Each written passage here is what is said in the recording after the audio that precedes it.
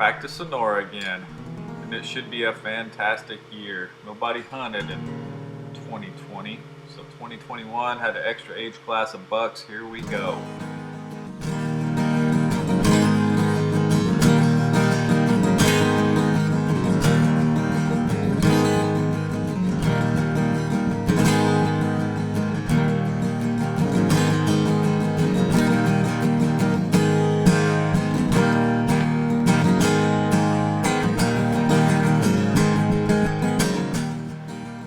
That area of the Altar Desert could receive tons of rain due to two hurricanes passing over back in the September time frame. So things were lush and green. The deer still moved really good in December. Saw a lot of deer, just nothing I was after. Even got some more rain in December, and that made for an understandably slow hunt. But first time I've seen a rainbow in the desert like that.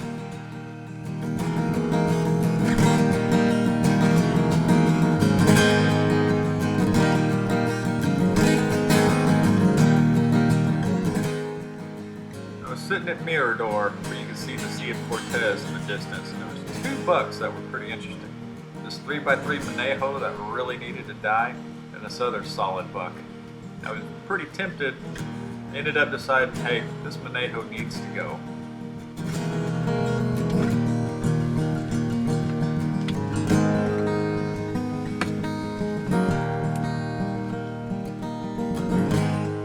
I was wearing 3 layers of jackets.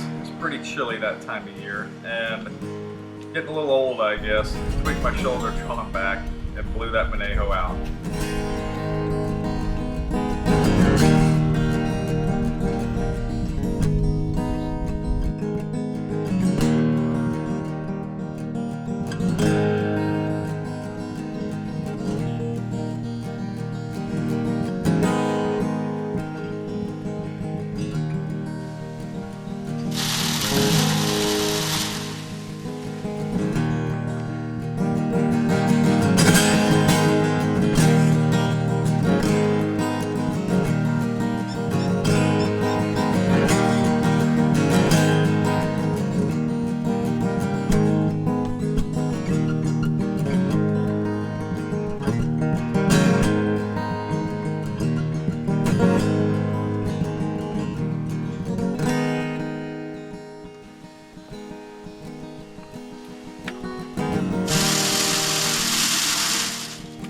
I made a second trip back to Sonora at the end of January.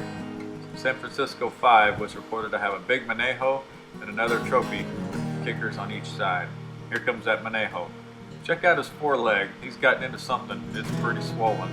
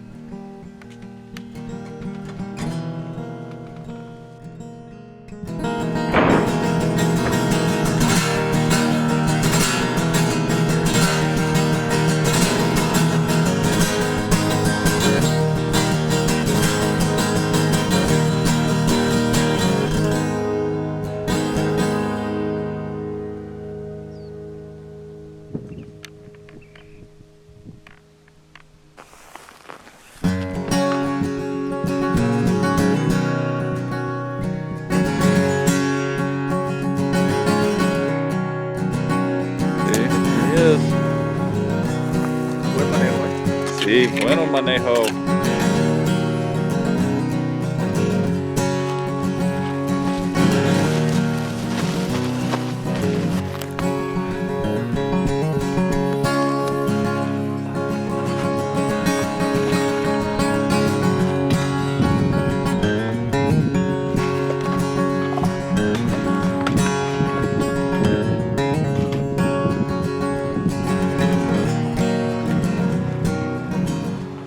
Back at the campo, coiling the skull out the old-fashioned way.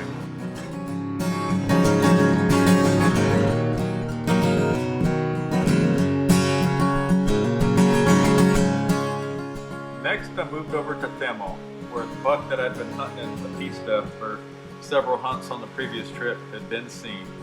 There he is, coming in, and El Bruto has been battling a little bit. Check out his main beam and check out his neck.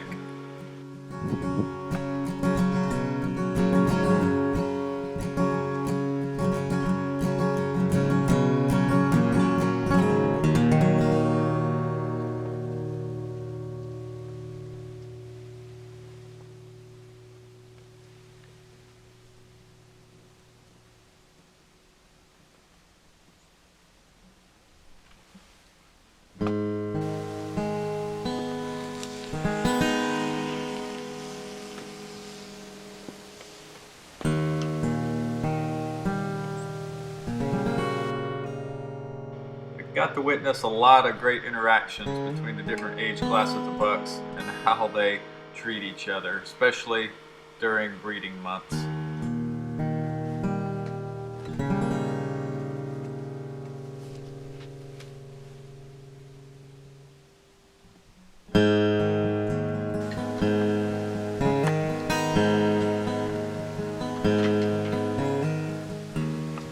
The 4x4 had gone to take a nap and sleep off his big full belly under that Palo Verde tree. Then El Bruto showed up and wanted to further assert his dominance. I ended up passing him on that second day. Went back, talked with my friend Browder Graves, made sure we could replicate the broken left main beam and get that back to his former glory. We had pictures of him before, could match everything. So I went back that afternoon, but the buck didn't show up.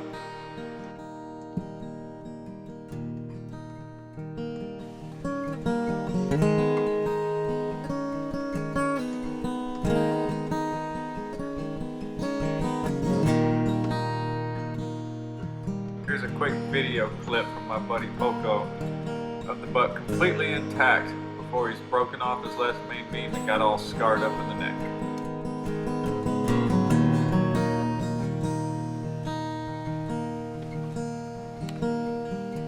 The third day started with a pretty good breeze blowing. This time the big 4x4 had rounded up some ladies. There's still a little bit of red action going on at the end of January. We waited about 45 minutes with no sign of El Bruto, and then finally, here he comes.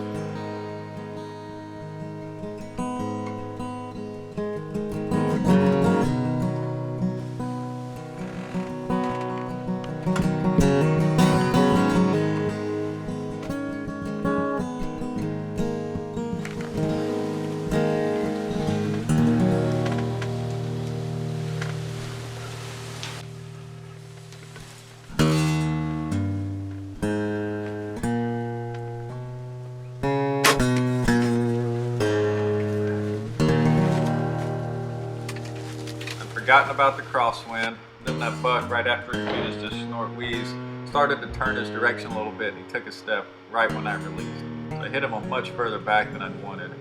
But he was hit hard, all the other deer stayed in the area, so I didn't think he'd gone too far. Sure enough, if you just give him some time and patience, good things can happen.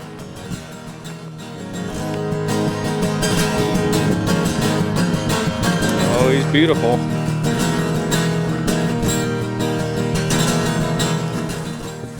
5 minutes had gone by after the shot. I was peeking out the window of the bow blind and saw the buck move a little bit through all that thick brush.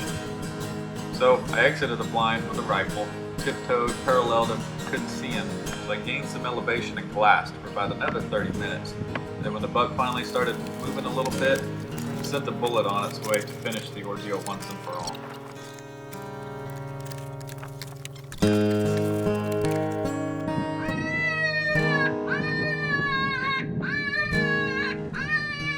Until next time, in the immortal words of Sir Doug Somm, adios, Mexico.